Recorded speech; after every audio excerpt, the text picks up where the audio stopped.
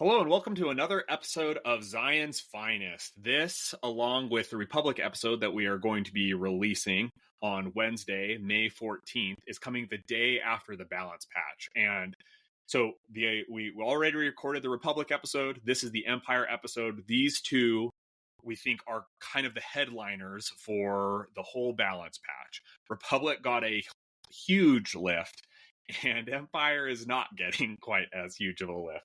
You might even say that they're getting nerfed. But these two discussions are the ones we wanted to lead with because we think that they are going to have the largest impact on the meta. So what we're going to be doing is going over the buffs and nerfs. Nerfs is going to be a primary focus of this discussion. And we're joined around the board. We've got Matt, we've got JK, we've got Scott. The reason why we're all here, we're going to be mostly relying on Scott because Scott has been our dedicated Empire player. That's what he traditionally likes to play. He won LVO running Iden Moff Gideon, and I think because we have all played with and against these units a lot, like we can all contribute to this conversation, but it's going to be primarily Scott that's going to be driving it. So obviously this is going to be the Empire as it was previously constituted is no longer going to work. And let's talk about the nerfs to Inferno Squadron. Okay. We were expecting something along these lines, but what we got ended up being, I think, pretty substantial. So the huge call outs that we're going to be talking about is Gideon Hask. His Defiance will be the death of you. Previously, this ability gave a strike when an Empire unit was making an attack, as long as an Empire scout, right? I don't even think it was Empire. It might have just been scout, was in range 5. It added a free strike. It has now been changed to, at range 5 of Gideon Hask, an Empire supporting unit is able to change a failure to a strike. So typically the math for supporting characters is probably going to be actually the same, but they have to be within range 5 of Gideon Hask. Scott, what do you think about this change? So I think that I think that you're correct in that most of the time, I would probably venture, I don't know what the math is, that probably about 80% of the time, you're going to have a failure that you can convert to a hit. So it most likely is not going to be causing too much of a change there, as you said, like an impact of supporting. But the thing that I kind of highlighted in a discussion that we were having earlier was that there are 3 big changes here. I think if there were 1 or 2, I could be like, okay, that's fair, that makes sense, that works. I think with all 3 changes being, it now is just 5 range from Gideon, so you don't have this huge Iden ISF web that turns it almost functionally global if you've positioned in a particular way. Yep. If it wasn't only supporting, so it was still something that, hey, it basically means if people are clear to Gideon, if they're within 5 of him, we can have anyone in the Empire support. Or if it was just still an added benefit, so it was more consistent, I think I could live with maybe 2 out of the 3, 1 out of 3. All 3 of them together, I think Inferno drops really significantly. Gideon Hask as a figure is, a little worse because, he's not getting a strike from his ISFs and Iden. Yeah. But he's basically changed. He still has amazing pushes, mobility. He's got access along the Empire. He's got his revenge trigger. He's still great. But that ability to find the meta and to just take it so far down, to me, I think we will still see Inferno Squad. If there are 10 Imperial lists in a given tournament, I expect to see Inferno Squad on maybe 2 of them. Yeah, and that's especially the case because turning over to the ISFs, I actually feel like, not that this is as big of a change as Gideon Hask, but they lost a damage on their 4th and 5th step of the tree. So they used to be capped at 8 damage, which they weren't, hitting that all of the time. But against certain units, they could hit it pretty consistently. And especially with Gideon Hask, right, adding that extra strike because they were able to benefit it from each other. Now that they are capped at 6 damage means that when they spike, it doesn't hurt as bad. And unless Gideon Hask goes early, they're not going to be able to add strike. So they're still rolling 8 dice. And, that they've got fine expertise. But now you're going to be looking, instead of hitting 3 to 4 steps with them pretty consistently, I think you're going to be looking at 2 to 3 steps pretty consistently. And that's a big deal, because that doesn't actually really impact those, later damage, losing that later damage, except for the fact that when they spike, it just doesn't hurt as bad. Yeah, they still have a strong expertise for their range.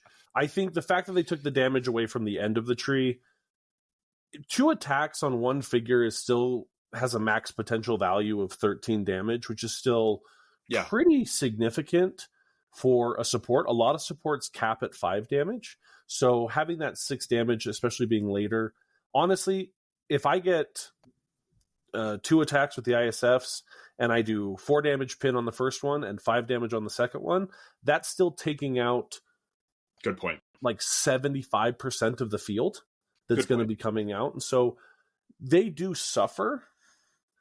And obviously, they are getting a nerf, and you still miss the push a little bit more because the super high damage potential was in exchange for the fact that they have no push mobility. They have no displacement. They are just here to murder things and to be your radius. And so half of their value is completely gone because they're no longer being the radius, but they still have damage potential. So I think Inferno Squad will still see play. Again, maybe 2 out of 10 times.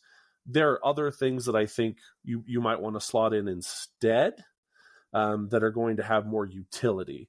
I think the thing is that Inferno Squad, ironically, has a lot less utility than a lot of Imperial kit, but what they did was so consistent and impactful that the utility, they didn't need utility. I don't need to move people around a ton. I kill you. And when I kill you, then I get the movement.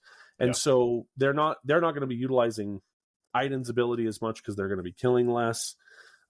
So it's just the case that I think Inferno goes from being, 50% of the squads in a given tournament to maybe a few people bring them.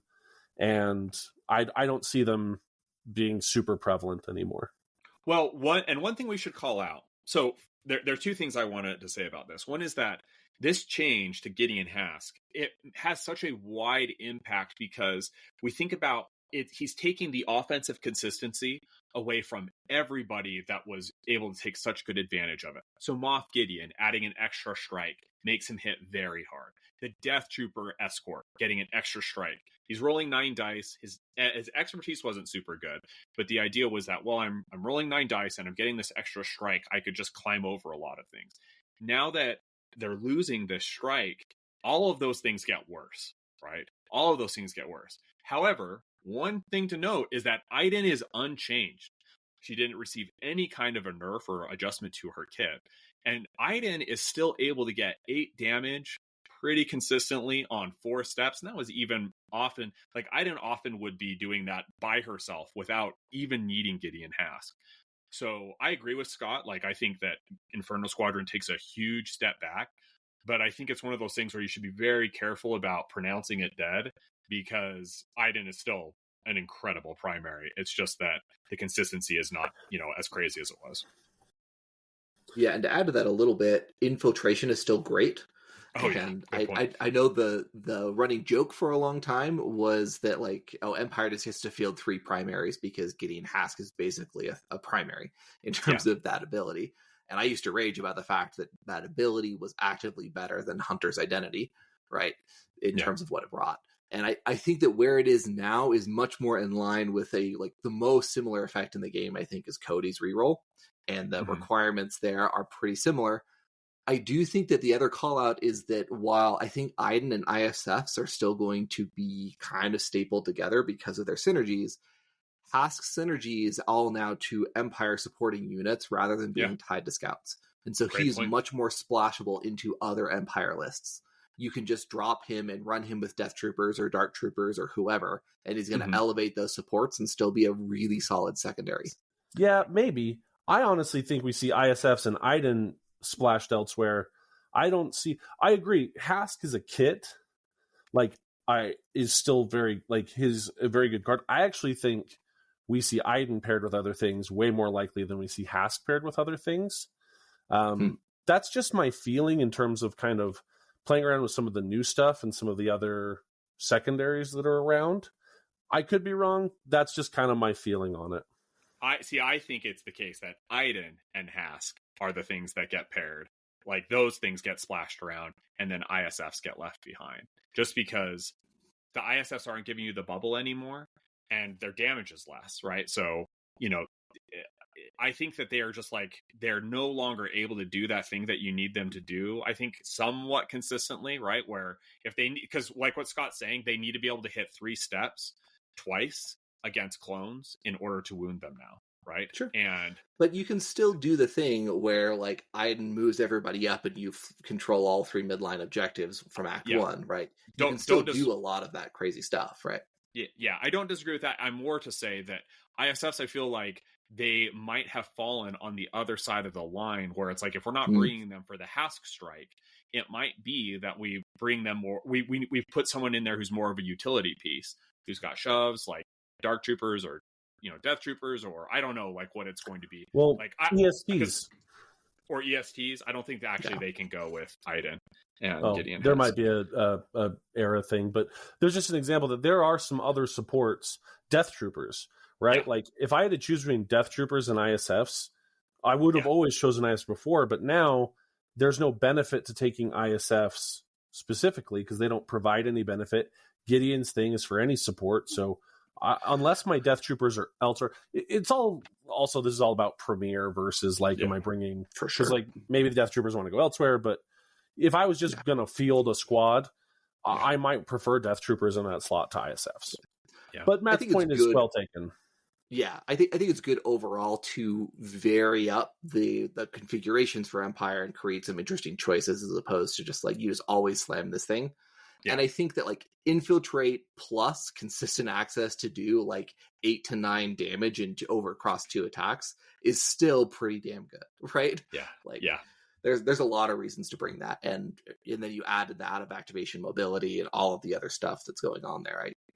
I agree with you, Scott, in your general assessment that like I think that we're going to see Inferno Squadron drop off a lot in play. But I think a lot of that is going to be the perception of like that they got nerfed harder than they actually did. That's a thing that often happens, that people after something gets nerfed, you just don't see it as much because people don't want to play the less powerful version, regardless of how powerful it actually is. Here's a question. I want to ask you guys a percentage in terms of power loss. What percentage of its power do you think Inferno Squadron has suffered as a result of these changes? Scott, if you had to give a percentage, what would you say? I think that I'll speak individually. Hask as an individual lost maybe 10%. Okay. ISFs lost 15%. Inferno as a squadron, I think, is at 60% strength. Ooh. Honestly, like I think about the consistency they bring to everything, to every other Imperial list, the incredible synergy, just always given that extra hit, giving it to Dark Troopers, DTEs, the consistency. Yeah, I'd say they're at 60%, 65% of their original strength. What do you think, Matt? I mean, I trust Scott's judgment on this more than mine because he has played the list a lot more. I would say that I agree with you on the individual percentage. I would say I think you're overshooting the like global Empire impact a little bit, but not by a lot. Like I think it's fair to call out that the consistency they bring to lift every other attack that's happening is a big deal. But I think that that's okay given how much over the curve, this was bringing Empire as a faction as a whole.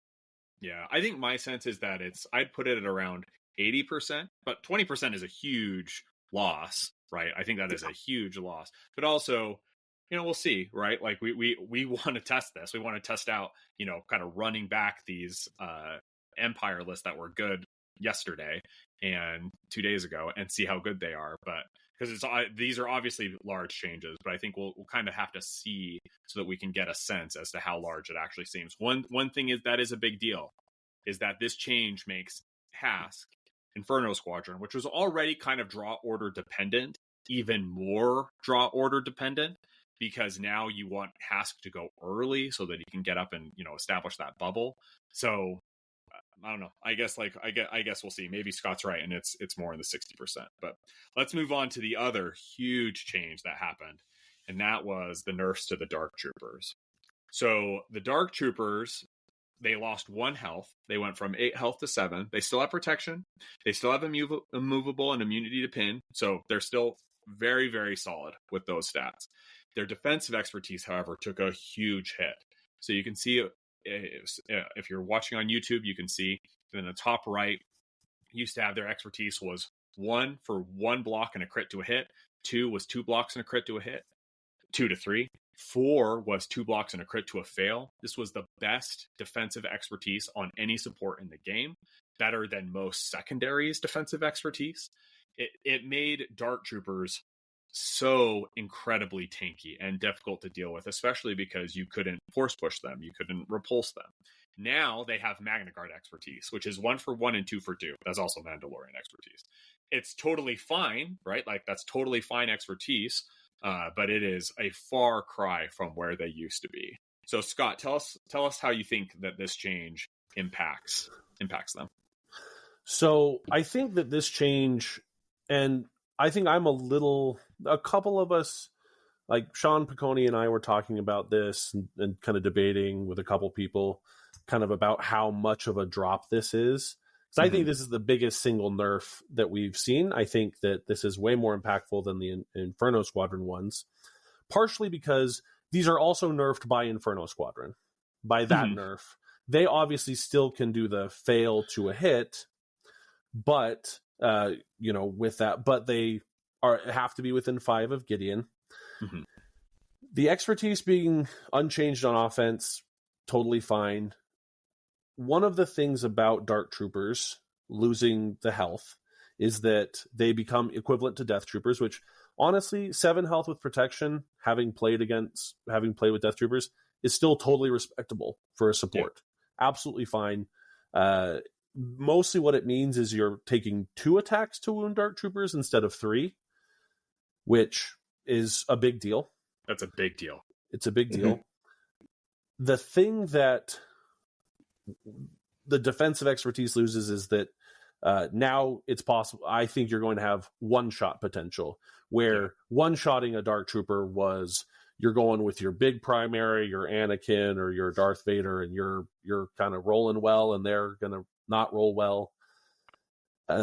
Generally speaking, with the loss of Inferno, with 6 dice for a Dark Trooper, honestly, I'm expecting 2 results. And their tree on two is pretty good, right? I'm getting 3 damage in a pin or 2 damage in a push. Yep. That is, generally speaking, not necessarily enough to beat out some other supports. I think they've gone to sort of be equivalent to a lot of other Imperial sports. For example, in most lists now, I'm probably going to opt for Death Troopers instead of Dark Troopers, because I think the Death Troopers bring a little bit more utility, bring a little bit more synergy, because these guys are just droids and Galactic Empires. They're not pairing with the Sergeant, the Inquisitors. They're not gaining those benefits from those synergies. So I think we're going to see Dark Troopers go from, in basically every Imperial list and a few non-Imperial lists that people will just bring them, to probably showing up in, you'll probably still see them in every Imperial-focused Premier list.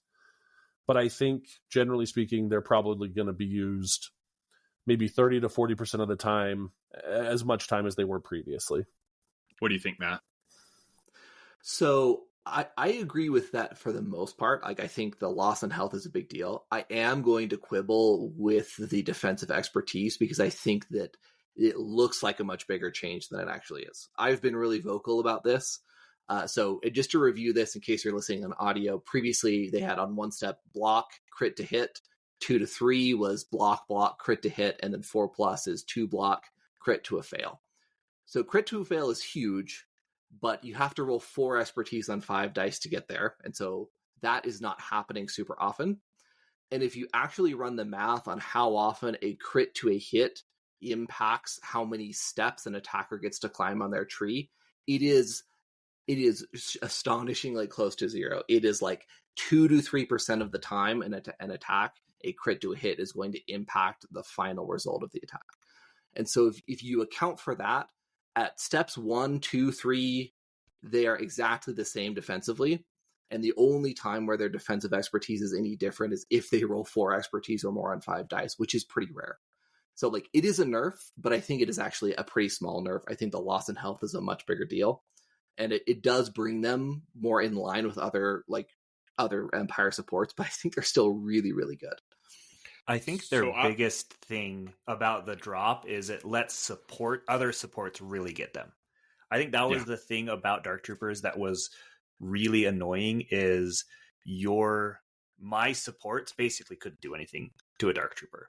And because that's the rare times when crit to hit matters, is because I'm only getting 1 because I don't have good expertise. I might be getting 2.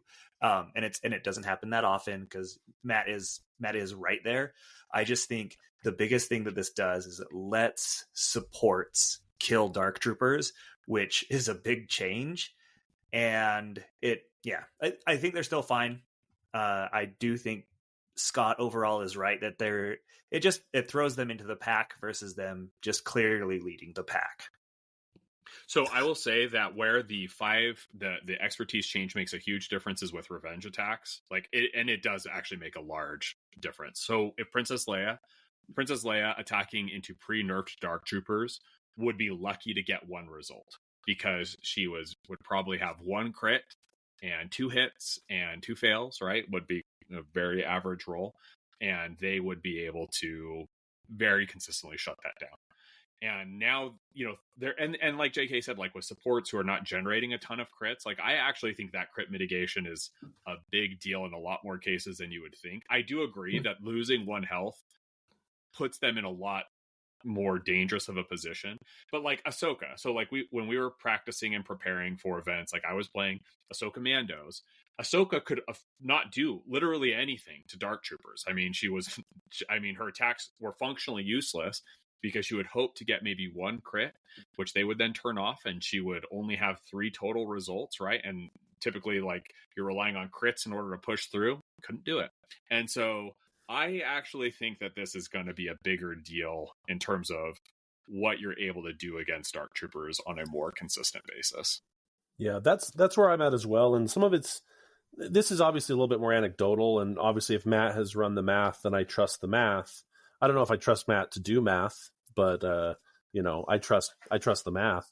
But for me, I have so many times seen where my roll is 2 block, 2 expertise, 1 fail, and 4 blocks with a crit to a fail or a crit to a hit oftentimes is blocking everything. Whereas, obviously if they got 3 hits and a crit, they're getting something through. And so I agree that it is not as good as a crit to a fail, but it is still a loss. And it is something that maybe is relevant, maybe only out of 1 every 3 or 4 attacks. But that, again, just contributes to the fact that, for me, the Dark Troopers were so good that synergy didn't matter, right? Yeah. They had the Galactic Empire tag, and obviously that synergy is very beneficial. But there was no reason. It's like, oh, well, the Stormtroopers or these guys synergize more with this. It's like, I don't care. The Dark Troopers, it's kind of like when you're playing Pokemon as a kid, and you just level your starter so high that it's like, it doesn't matter that Bulbasaur is fighting a Charizard. I'm level 60 and he's level 40. I'm just going to tackle him to death. Yeah. They don't care about synergies. Whereas now I think those synergies do actually say, I would rather have this support than Dark Troopers so I can leverage these benefits. And that strikes me as that's a good change, right? To nerf Dark Troopers so that there is now interesting list building decisions in Empire, as opposed to being like, we're gonna run Dark Troopers, and then the question is, do we want to run Iden or like what? It's like now it's like, no, you'll think about whether or not you're gonna run Stormtroopers, not Stormtroopers, but like Death Troopers, Shore Troopers. You just have a lot more interesting choices, in my opinion. What were you gonna say, Matt? No, I think that it is a great call out that the crit to hit does impact like revenge trigger attacks and like smaller dice pool attacks that are reliant on crits to get through. Because like when I have run the math, it has mostly been around like, okay, most attacks are rolling like 7 attack dice into 4 to 5 defense dice. And the basic math on that is that you are expecting to get about 2 steps through most of the time in some combination of hits and crits. Yeah. And so the fact that you roll over that most of the time, but like, calling out that, like, I also think that, for example, the new 212th, and there are some other supports that are very much designed around this idea that it's like, we aren't expecting to roll a ton of hits, but we expect to have a couple of crits that punch through. And so missing that is a big deal. I think I may have overestimated I may have oversold how much of an impact that is, but I do think it is good for these guys because they are also immune to displacement, and they have immunity to pin, and they have protection. They have all of these other things.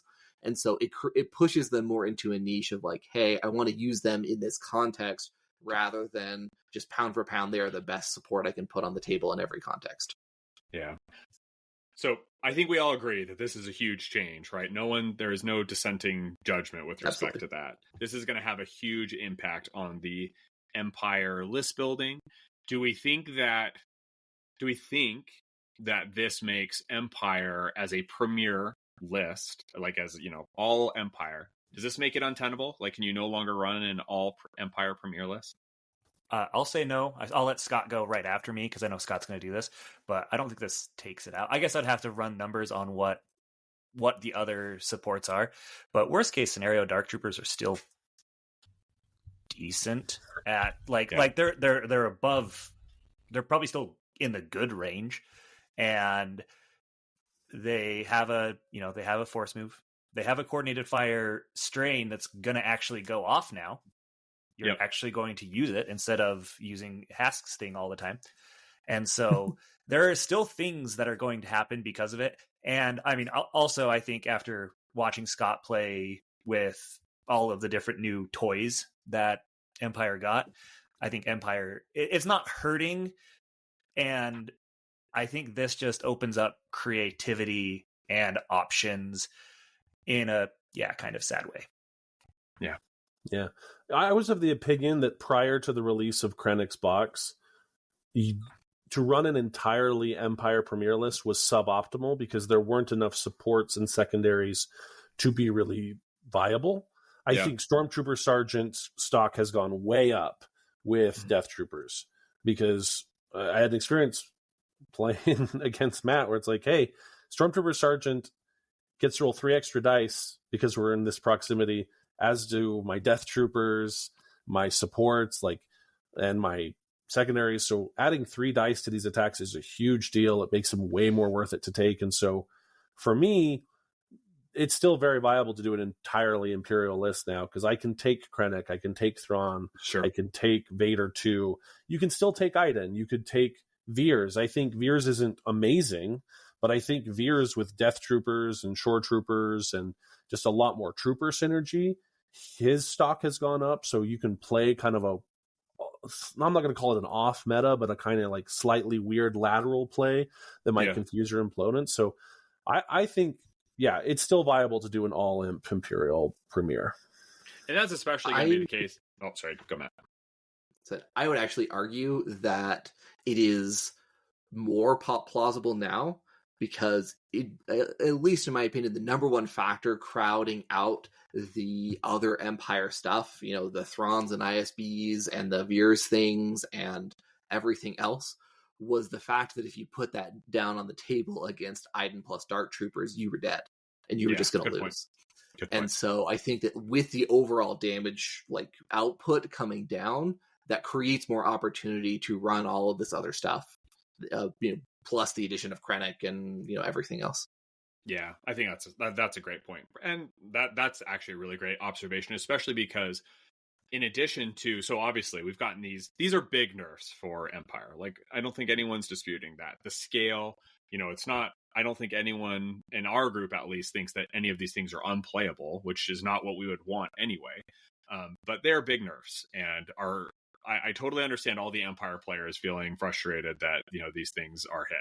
Obviously, my sympathy extends only so far because I've been of the opinion that Dark Troopers are probably the best unit in the game, and I think everyone knows the strength of Inferno.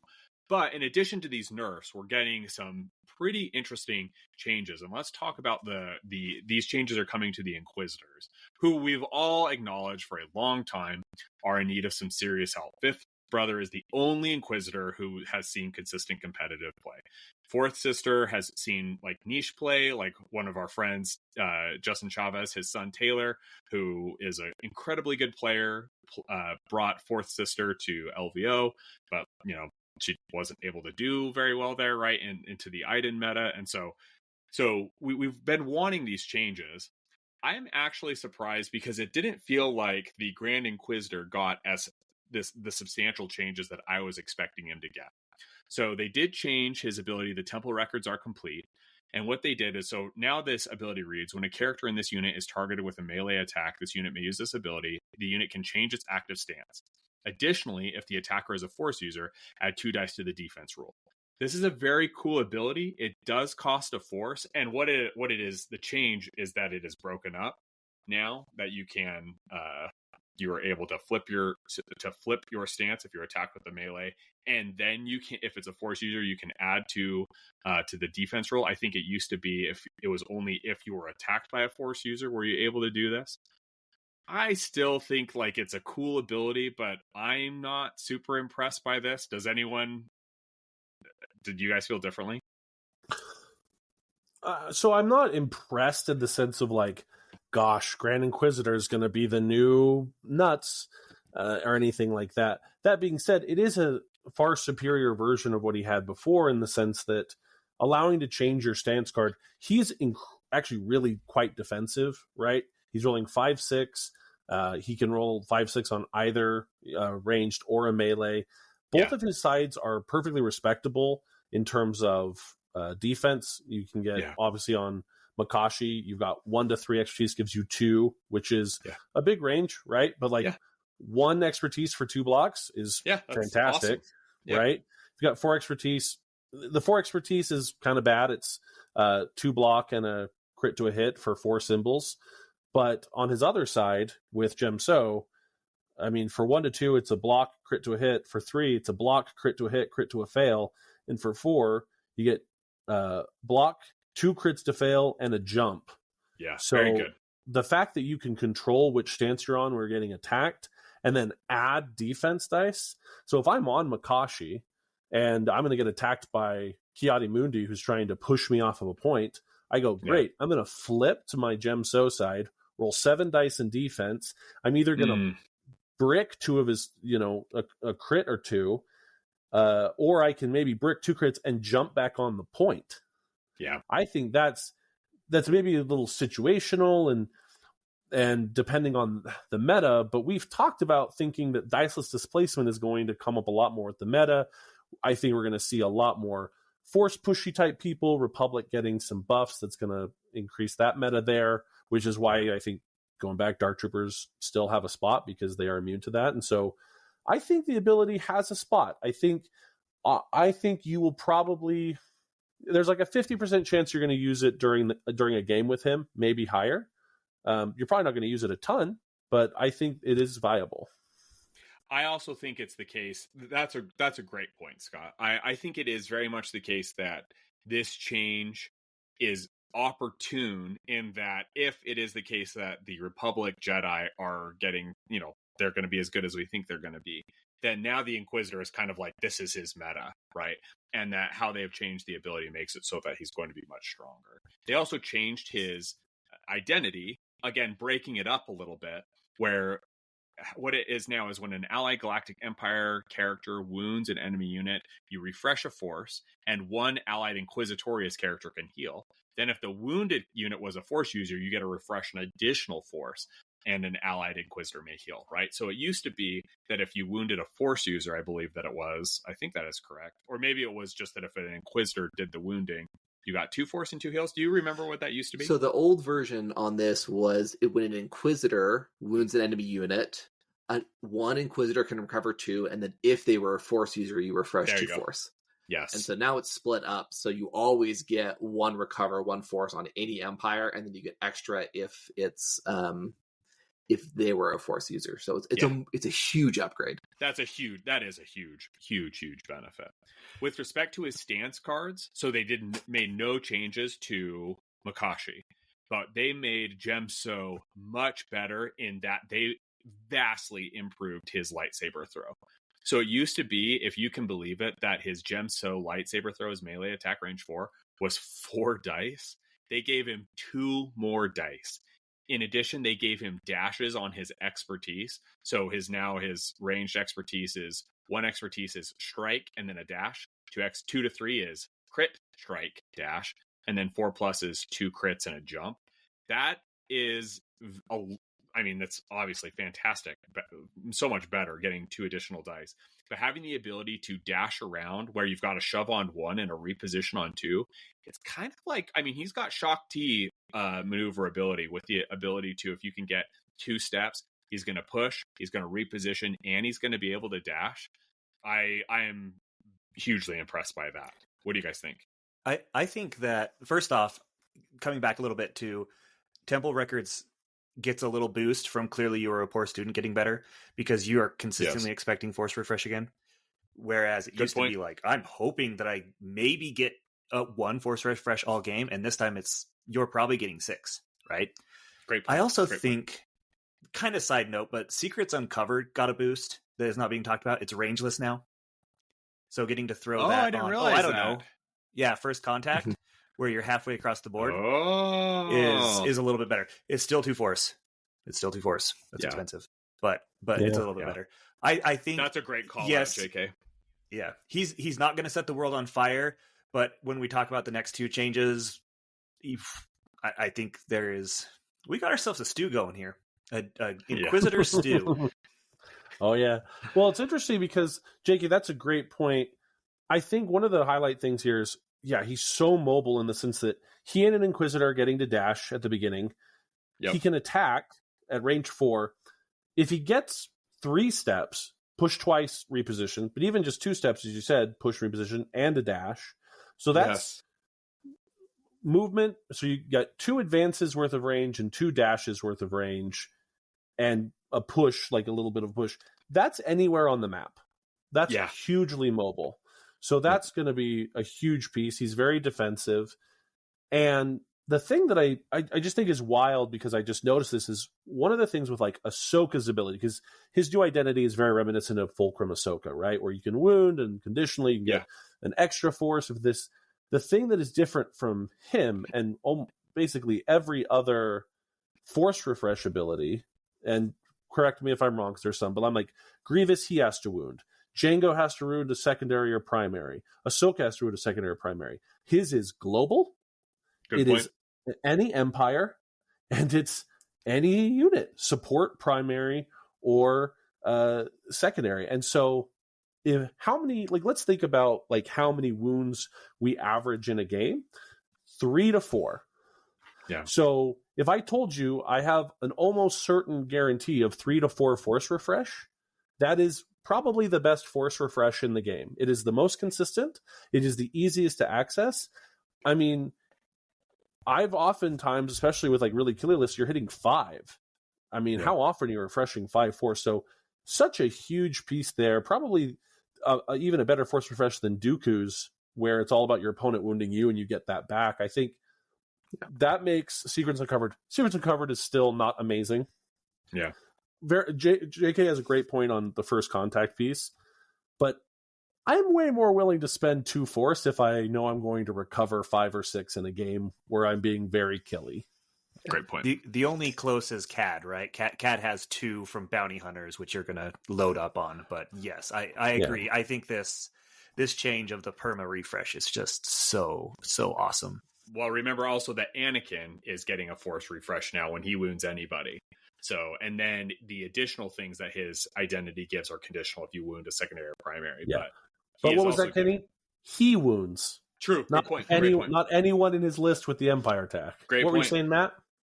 Said I would argue that if we had this version of the Grand Inquisitor when he originally shipped, he would have been the go-to pairing with Iden, because the number one problem that I'd never ran into was like her Force economy was a little bit fragile when she started getting wounded.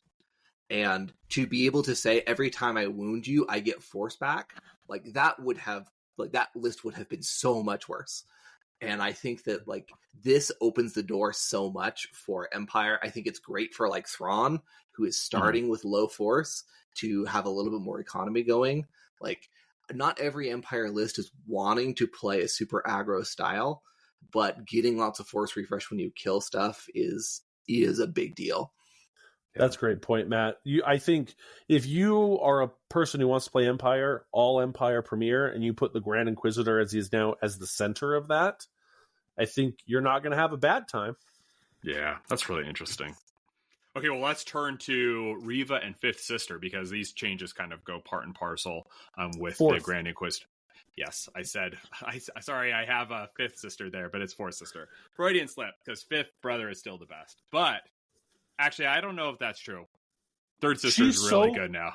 Yeah, Fourth Sister also is so close to being Fifth Brother on paper. I'm really curious to see how this changes. Well, so I'll give a quick overview of these changes, because these are pretty spicy. So first off, with Third Sister, with Reva.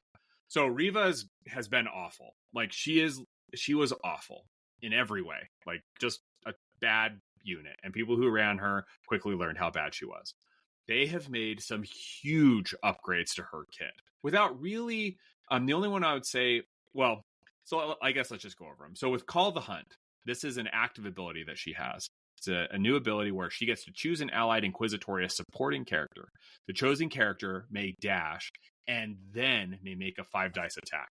So this is crazy, because we have Fourth Sister and Fifth Brother, who are tie-breaking units. So dashing a tie-breaking unit is in itself awesome. The fact that you're able to dash these characters and then they can make a 5-dice attack, Fourth Sister being able to make a 5-dice ranged attack, is an incredibly strong ability. Not the least of which because this is range unlimited. You can do it all the way across the board. And it's initially absolutely free. It does not cost you a force. When she gets wounded, then it's going to cost you a force. I see this, and I am legitimately a little bit scared of this ability, because it's going to provide you so much value. I think especially with Fourth Sister being able to do that ranged attack. Like, that just strikes me as one of the strongest active abilities in the game, honestly. This ability did previously exist with the same name, but it cost 1 force, and you could either dash or make a 5-die attack with an Inquisitor support. And it was range 4. So it is. And it was range 4. Yeah. So this has gone from being an ability you almost never wanted to use to something that is like the reason to bring her. Yeah. Oh. Yeah. I have a super spicy take about Reva, Third Sister.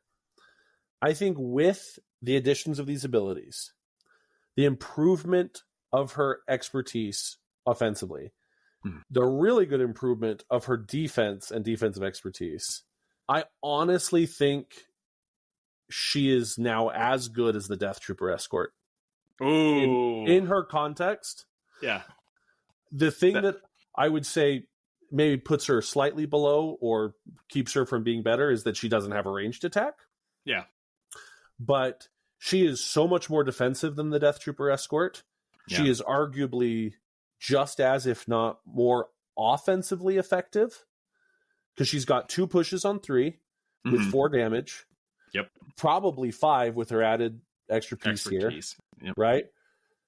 Then she also can do expose, pin. She has a jump at the end. She can add, if your opponent has more active objectives than you, she's adding dice just as a comeback mechanic. So, hey, I really need to wound. I'm getting 2 or 3 extra free dice. Plus, if I'm running Vader Jedi Hunter, I can get, extra dice for taking damage. That then when I wound, I can heal because of Grand Inquisitor's ability.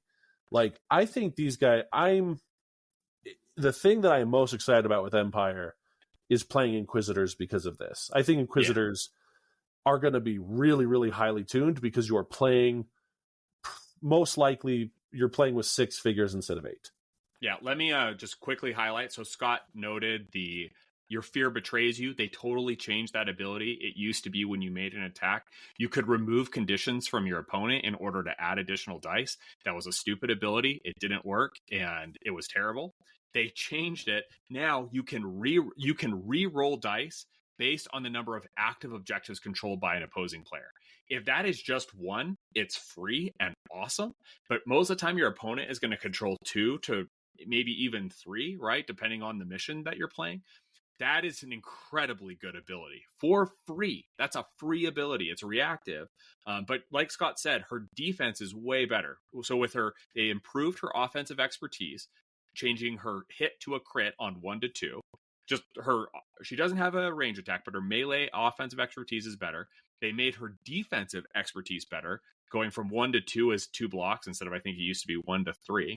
And then 3 expertise is 2 blocks and then crit to a fail. And then they just gave her 2 additional dice on melee defense. So she's rolling 5 against range attacks, 6 against melee attacks.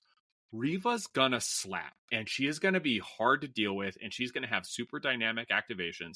Fourth Sister, the changes that they made. So these actually don't seem like the Swift Retreat ability. They changed it to say when this character would advance, it may instead reposition.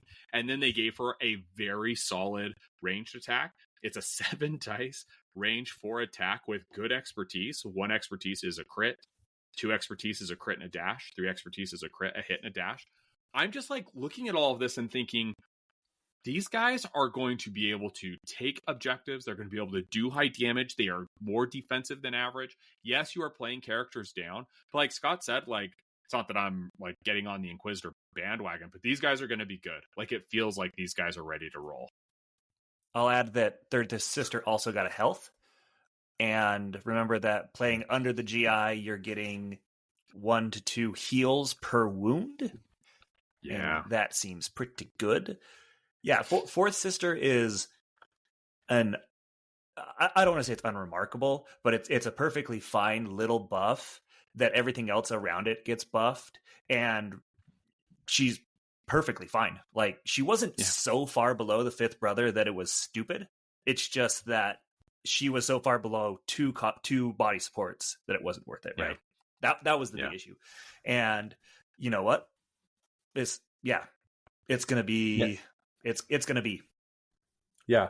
So let's think about it from this perspective, right? So I'll just describe this list. So, and let's pretend it's just the normal, you go, oops, all Inquisitors.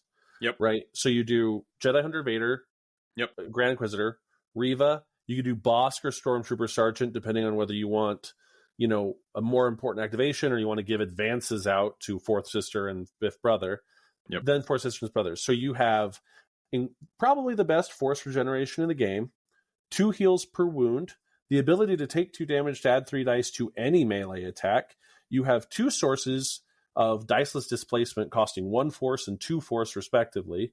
You have a ton of out of activation movement. You have a ton of jumps with force jumps. You have 2 tiebreaker abilities.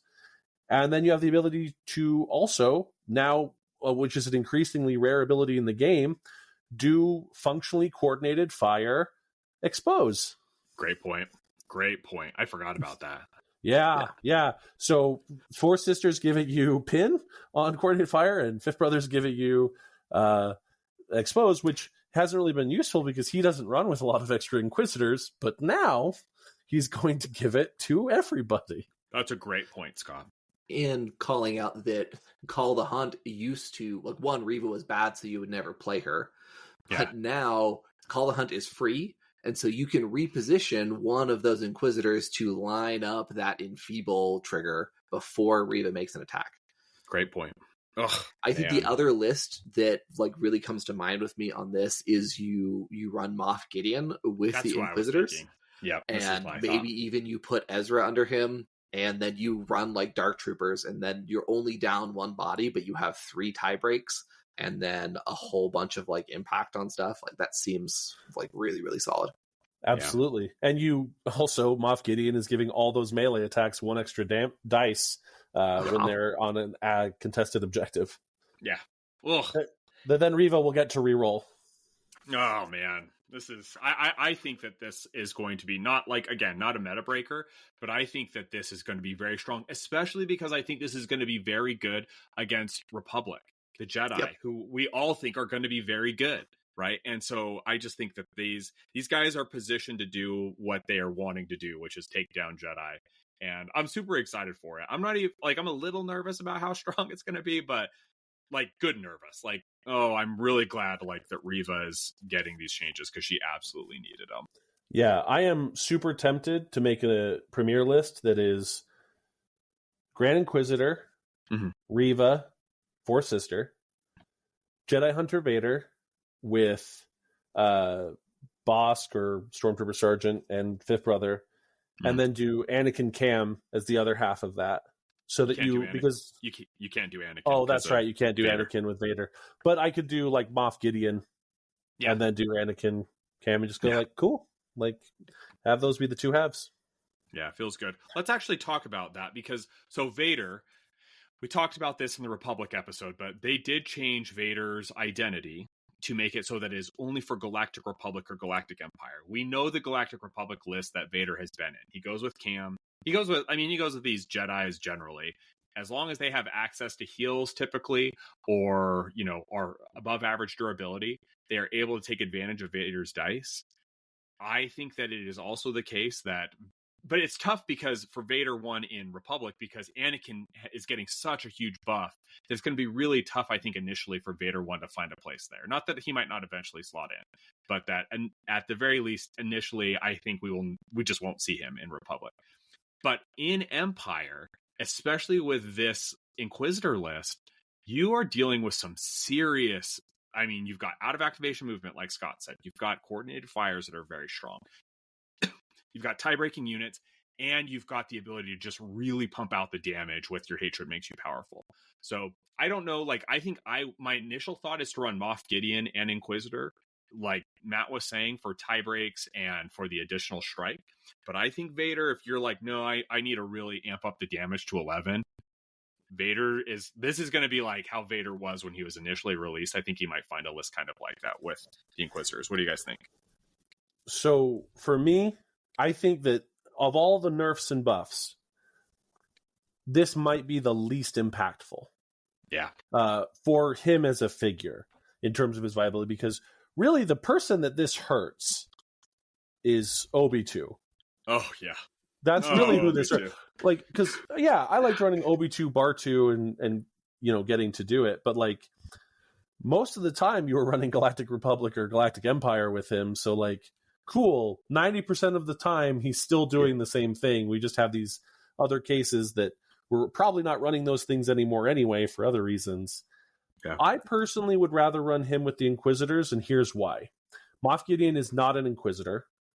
Sure. Therefore, he does not benefit from any of those synergies. Great point. And 2, Moff Gideon adding 1 die when you are contesting an active objective, to me, is just worse than taking 2 damage to add 3, and then healing both of those anyway when you wound. Great point. So, or at least one of them if they're not a Force user. So for me, he has one very particular spot. I don't think he really is going to see a ton of play in any other Imperial lists. I think Vader 2 has some reasons why you'd rather have him with a lot of those synergies. And I also think a lot of people are going to explore the less large armor-clad Sith Lord options. Like, they're going to want to play Thrawn. They want to try Moff in non-Iden contexts, Krennic. That's my thoughts. I love V1, but I think he's going to have one specific spot. Yeah, I think that's fair. I think there is an interesting option where you can run kind of a blended Republic Empire list so you could run, Mundi, Shock, Arfs, and then do Vader, insert secondary of choice, Republic or Empire. Probably you would go Republic on this because then you run the Padawans under Vader. And then you can run the Inquisitor squad and pair that with Vader, and like Padawans are still great there. Yeah. You get 2 bodies. they're not like super optimal, but then you've got a fourth squad where you can run kind of Empire whatever you want, and you have some like interesting flex options in terms of like dealing with other Jedi things. You can still run, like I think that there's some interesting flex stuff there. One other point that I want to make about Inquisitors and like their fit with the current meta is that you have diceless displacement with Fifth Brother and Force Repulse, and Fifth Brother and Fourth Sister with her Yank is just, I mean, you've got more tools to deal with these Jedi, right? Who are going to... Kit Fisto's on a point. No one can deal with him. Inquisitors can deal with him, right? Cam he's coming with all of his defensive, durable Jedi that are hard to move. We've got the tools in order to deal with them. I don't know. Like that just... They feel like they're going to be very well positioned. My hot take on this is that I still think you are likely wanting to run one of the supports rather than both, just because being down 2 bodies is such a big tax compared to being down 1. But I think that there's more competition for which one that you run, and how you position those. You could theoretically run them in separate squads that don't play with each other. It's possible that the full Inquisitor thing works, but like my guess is that you're going to still pick one. It's just there's more interesting decisions around it. I think it depends on the mission. I'm going to try both of them together on first contact, but I think that, playing 2 bodies down was never worth it when Force Sister was not good enough. But I also just think like breaking ties, diceless displacement with a lot of force refresh, I think just I'm willing to play down 2. I think that's okay. But also, there's a lot of support options that you have.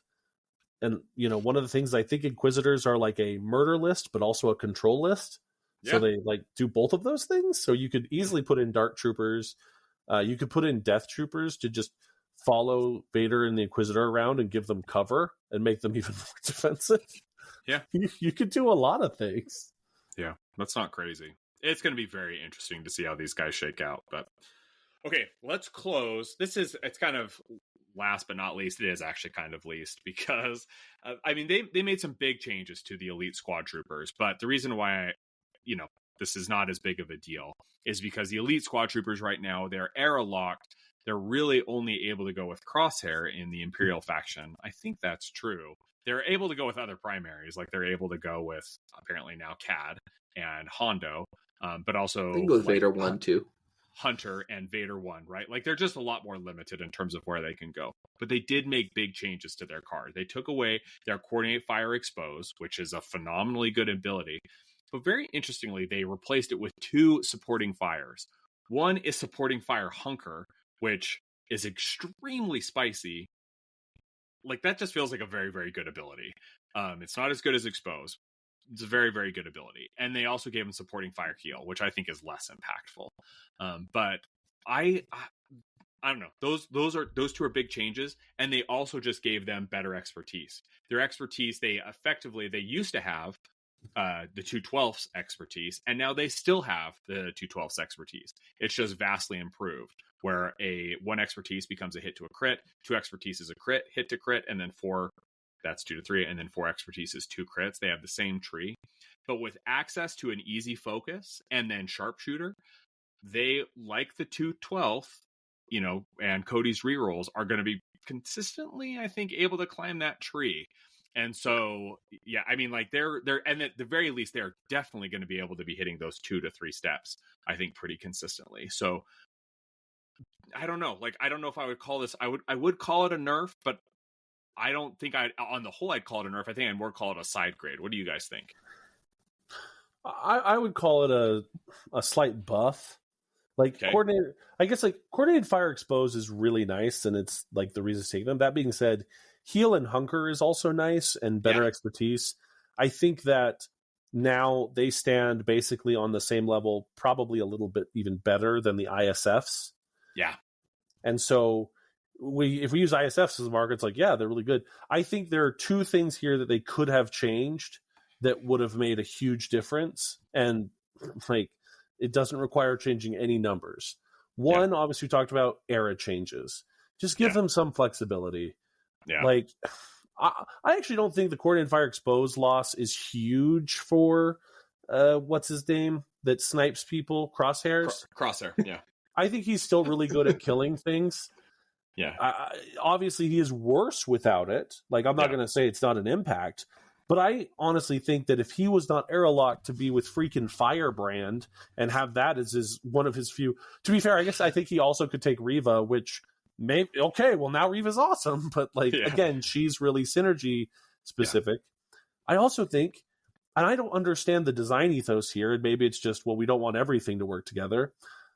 Make it make sense to me why stormtroopers are stormtroopers, snow troopers are stormtroopers, death troopers are stormtroopers, but elite squad troopers are not.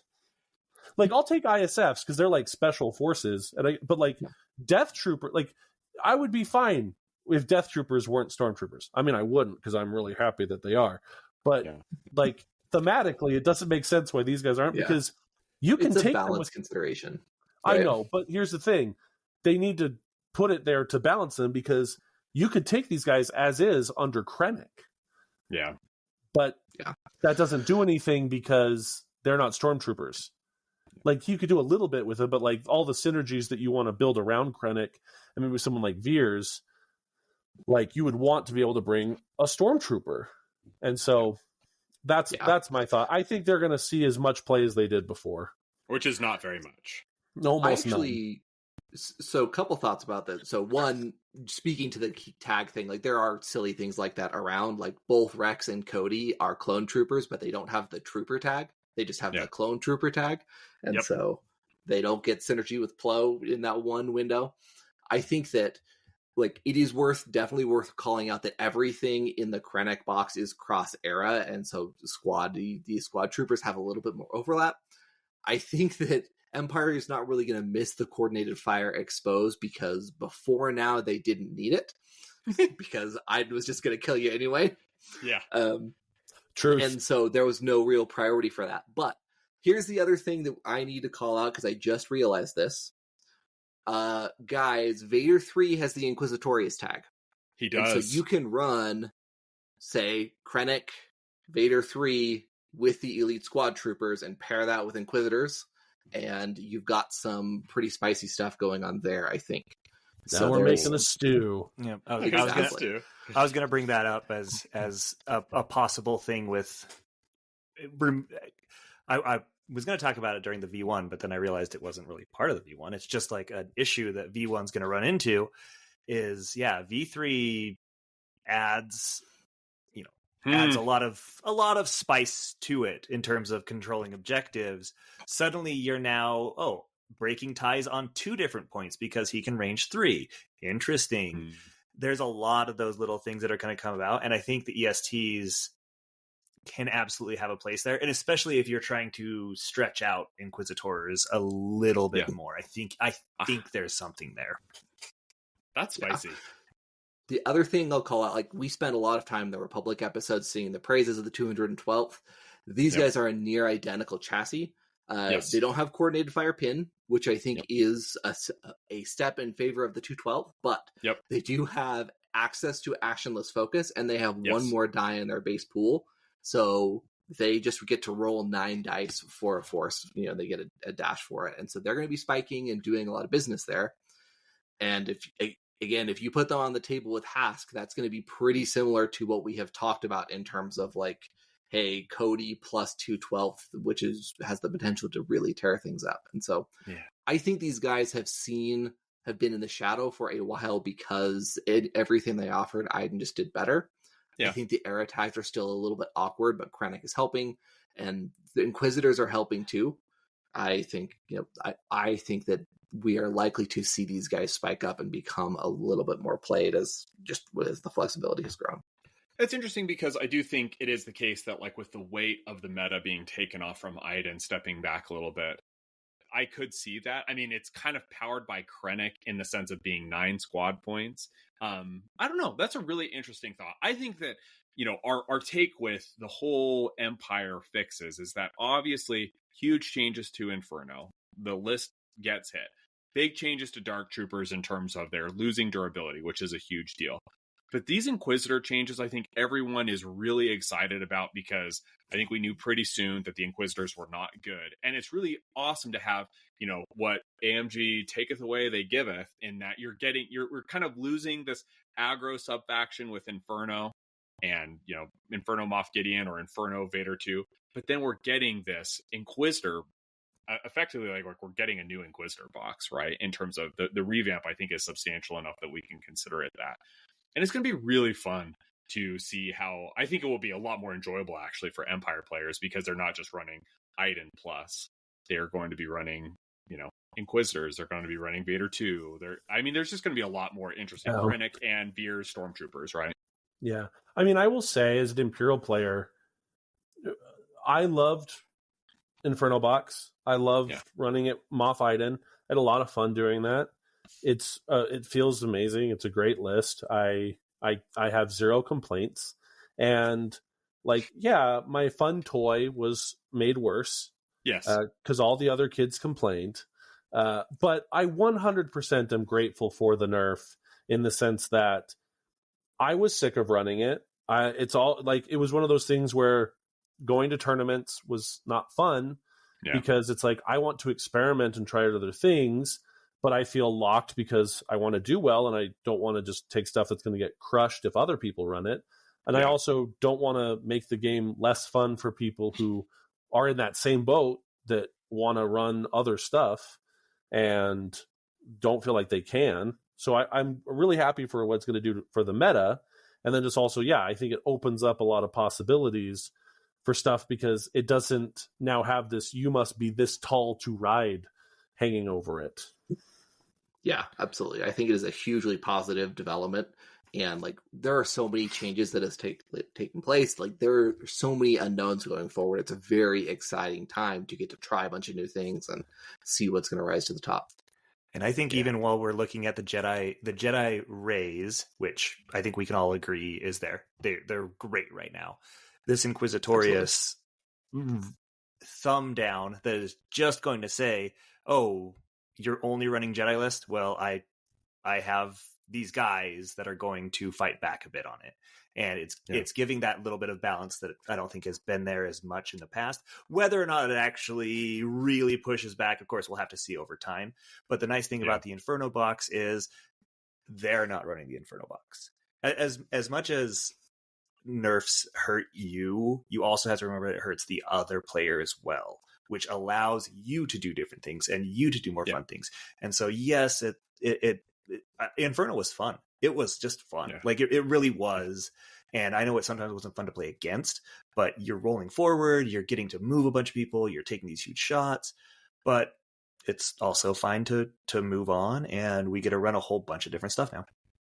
Yeah. Effectively, we're going to be playing with a whole new meta, and that's just going to be fun. It'll be really fun to experiment and play with.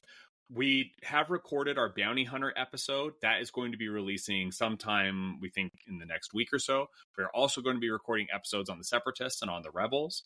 Those will be shorter episodes because the changes weren't as substantial, or they weren't, I guess, as widespread.